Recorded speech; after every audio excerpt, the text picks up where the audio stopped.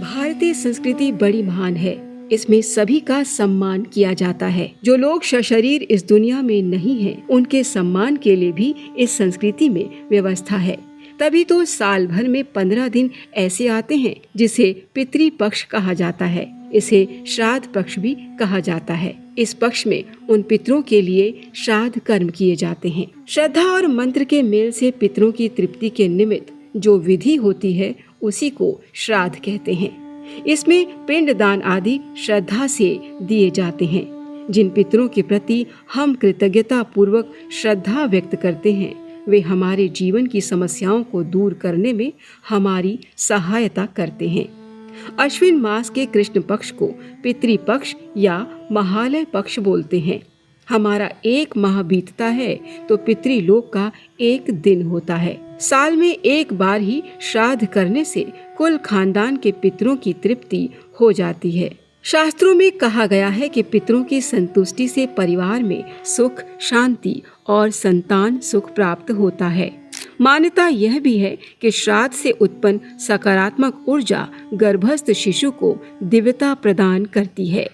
इतिहास साक्षी है, मालवीय जी के जन्म से पूर्व हिंदुओं ने अंग्रेजों के विरुद्ध जब आंदोलन की शुरुआत की थी, तब अंग्रेजों ने सख्त कर्फ्यू जारी कर दिया था। ऐसे दौर में एक बार मालवीय जी के पिताजी कहीं से कथा करके पैदल ही घर आ रहे थे। उन्हें मार्ग में जाते देखकर अंग्रेज सैनिकों ने रोका टोका एवं सताना शुरू कर दिया। वे उनकी भाषा नहीं जानते थे और अंग्रेज सैनिक उनकी भाषा नहीं जानते थे। मालवीय जी के पिता ने अपना साज निकाला और कीर्तन करने लगे। कीर्तन से अंग्रेज सैनिकों को कुछ आनंद आया और इशारों से धन्यवाद देते हुए उन्होंने कहा कि चलो हम आपको पहुंचा देते हैं। यह देखकर मालवीय जी के पिता को हुआ कि मेरे कीर्तन से प्रभावित होकर इन्होंने मुझे जो हैरान करना बंद कर दिया है, किंतु मेरे भारत देश के लाखों करोड़ों भाइयों का शोषण तो हो ही रहा है। इसके लिए मुझे कुछ तो करना चाहिए। बाद में वे गया जी गए और प्रेम पूर्वक श्राद्ध किया।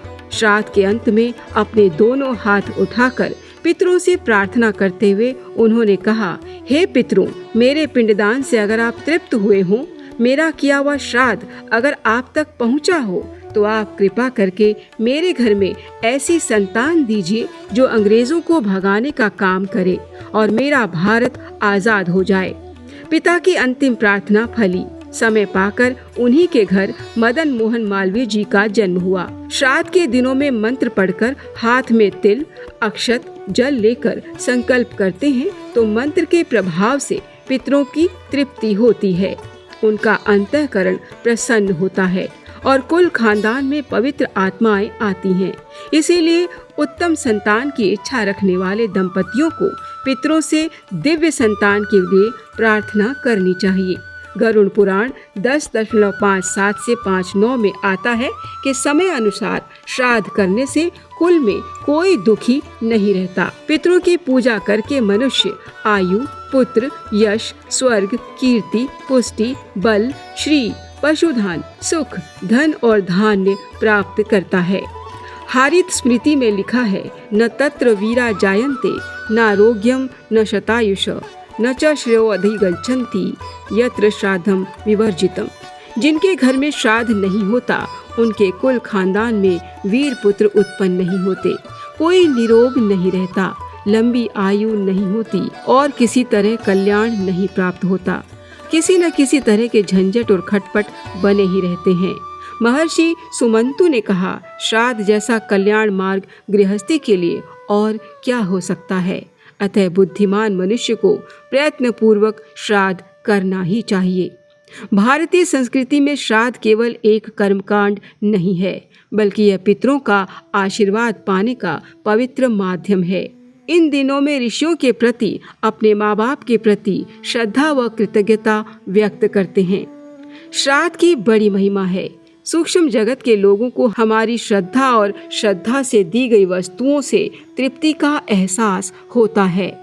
बदले में वे भी हमें मदद करते हैं, प्रेरणा देते हैं, प्रकाश देते हैं, आनंद और शांति देते हैं। हमारे घर में किसी संतान का जन्म होने वाला हो तो पूर्वज अच्छी आत्माओं को भेजने में सहयोग करते हैं।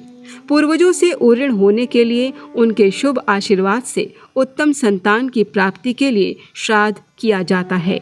इस प्रकार निसंतान दंपतियों के लिए श्राद्ध कर्म वरदान स्वरूप है।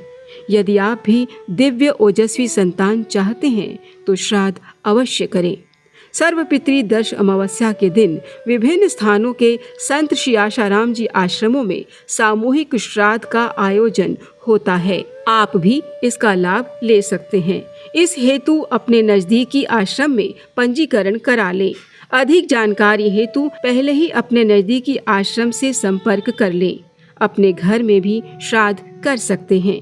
श्राद्ध से संबंधित विस्तृत जानकारी हेतु पढ़ें आश्रम से प्रकाशित पुस्तक श्राद्ध महिमा।